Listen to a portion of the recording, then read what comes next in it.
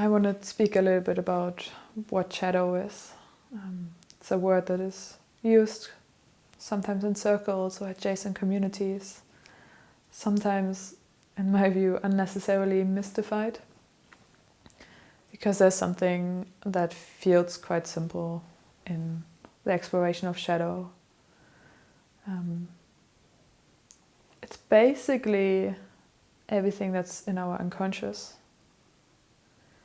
So the parts of our psyche, of our awareness that we hold in our consciousness. We're consciously aware of who am I, what is happening.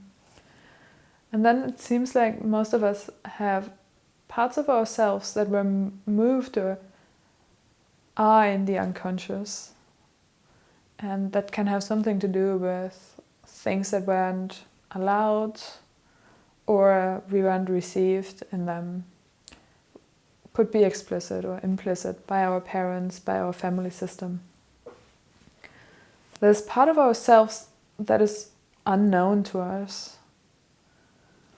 And it doesn't necessarily mean that it's dark. It's quite normal or usual for people to have really, really bright, good qualities in their shadow as well. Pride can often be there, or really alive, intense joy that might just have overwhelmed our parents, for example, because it was so alive, or longings. So people usually have good qualities, and then there's also more darker experiences that are not usually allowed or shamed upon or looked upon in society, that are often also in the shadow. So there's also a collective part of things that most of us, in whatever culture we are in, might have put into the shadow.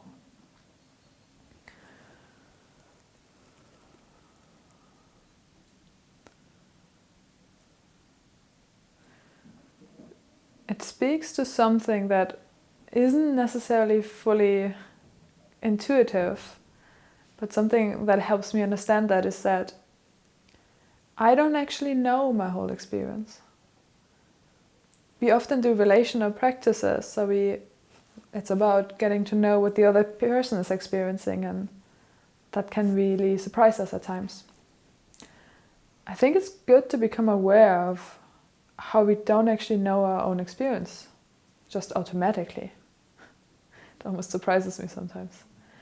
But it's actually almost like with another person, I would start to inquire into my experience. And my experience, if it feels accepted, usually starts revealing itself to me. And the shadow is kind of part of that. I don't actually see myself fully clearly. So there are parts of me that are even unknown to me. Sometimes these parts are actually really visible to everyone else, because the shadow does come out. It just often comes out unconsciously. So that's where it can kind of lead to irritations, or sometimes we have these tensions with our surroundings. Like, I think many people might have experienced that at work or while they cooperate with other people. You might experience yourself as being really clear and really straightforward, and someone else might experience you as just quite confusing and something isn't clear. So sometimes when our self-image and the experience of how others perceive us doesn't quite match, it can be a sign of shadow. So shadow, in a way, also, like, why does it matter? Because it's often almost like a leak in energy, or it contorts things. It can be distortions, which can lead to anxiety, stress, pain, all these things often.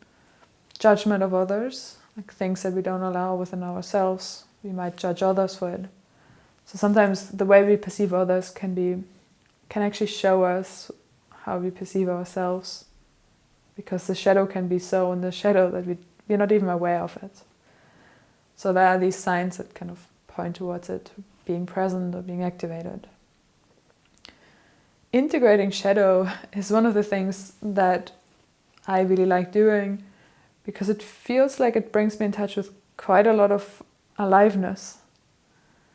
Like, even in the darker material, like, let's say shame or anger or rage even. Like rage is, I think, quite classical in the shadow for many women, collectively.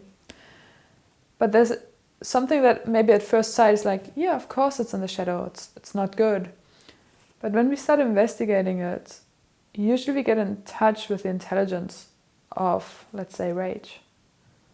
Like there's actually something really life-affirming in it, or beautiful. Like it does actually seem to be a response, or like to something happening.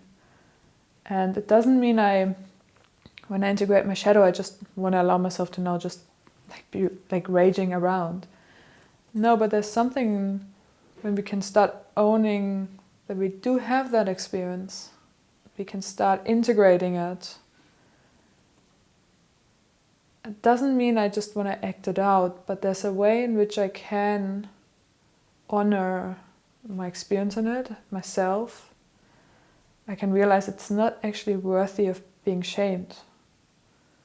It's actually part of the human experience. And there's actually even something quite beautiful in it.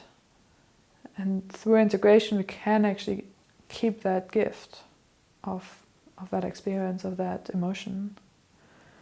So shadow work is also a way of not pretending that something is separate from us. I met this Zen teacher once at a Zen retreat who spoke about how he met people who spoke about evil. And then he asked them, do you see evil outside of you or inside of you? And many people do think that evil seems to exist outside of them. And that's where his wisdom came in as, oh, it's actually within us. And I don't want to necessarily talk about whether it actually is evil, but it's more as, oh, that is actually, everything I see outside of me is actually also a part of me. I can start finding that in my humanity, in my experience, and take ownership of it, or take responsibility for it, but also honor it simply.